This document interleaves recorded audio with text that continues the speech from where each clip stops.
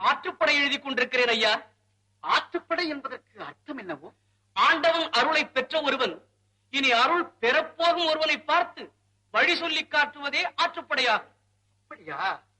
யாரை வைத்து ஆற்றுப்படை எழுதுகிறீர்? வேறு யாரை எழுதப் போகிறேன்? என் அப்பன் முருகனை வைத்துத்தான் திருமுருகாற்றுப்படை ஏற்றுகிறேன். ஆற்றுப்படை எழுதி ஆண்டவன் அருளை பெறப்போகிறவனுக்கு வழிகாட்டும் நீர் முருகனது அருளை பெற்றிருக்கிறீரா?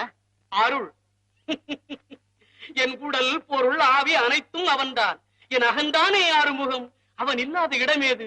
முத்தமிழ் இருக்கும் இடத்திலெல்லாம் முருகப்பெருமான் இருப்பது திண்ணம் ஐயா, திண்ணம்.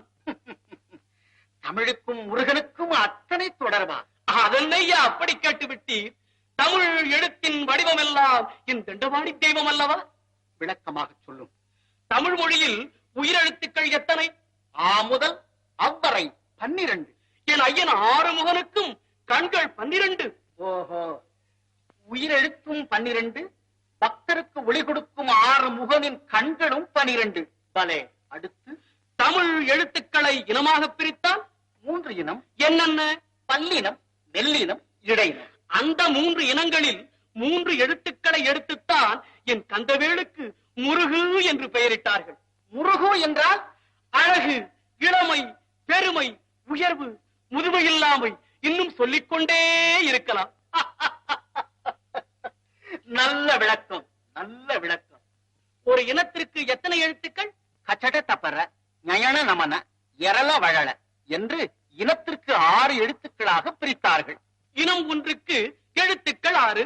என் கந்தனுக்கும் சிரங்கள் 6. ஆஹா, இன்னும் சொல்லிக்கொண்டே இரும், நான் கேட்டுக்கொண்டே இருக்கிறேன். சிங்காரவேலனுக்கு சிரமும் கரமும் சேர்த்தால் 18. தமிழ் மொழியில் மெய்யெழுத்தும் 18. மொழியில் மட்டுமா? பார்க்கும் இடமெங்கும் நீக்கமர நிறைந்திருப்பவன் அல்லவா என் பாட்டுடை தலைவனான முருகன். அது சரி, உமது ஆற்றுப்படையில் தலைவனை பற்றி என்ன எழுதியிருக்கிறேன்? அவன் குடிகொண்டிருக்கும் அறுபடை வீட்டின் அழகை பற்றி சொல்லுகிறேன். கணக்கில்லாத வீடுகள் கந்தனுக்கு இருக்கும் போது 6 வீடுகளை பற்றி மட்டும் அழகுறச் சொல்வதன் காரணம் என்னவோ? என் ஐயனது வரலாற்றில் உள்ள முக்கிய கட்டமெல்லாம் ஆறுபடை வீட்டுக்குள்ளே அடங்கிவிட்டது. எப்படி?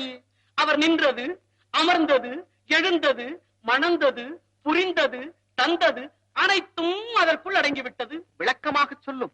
கனி கிடைக்காமல் கோபித்து நின்றது, தந்தைக்கு உபதேசம் செய்ய தானே குருபீடத்தில் அமர்ந்தது, சூரனை ஒழிக்க வீறு கொண்டு எழுந்தது, தெய்வ யானையை மணந்தது, வள்ளியை காந்தர்வ மணம் புரிந்தது, தம்பதி சமேதராய் காட்சி தந்தது. இவை அனைத்தும் சேர்ந்தது தானே ஆறுபடை வீடு. ஆஹா, என்னே உமது புலமை!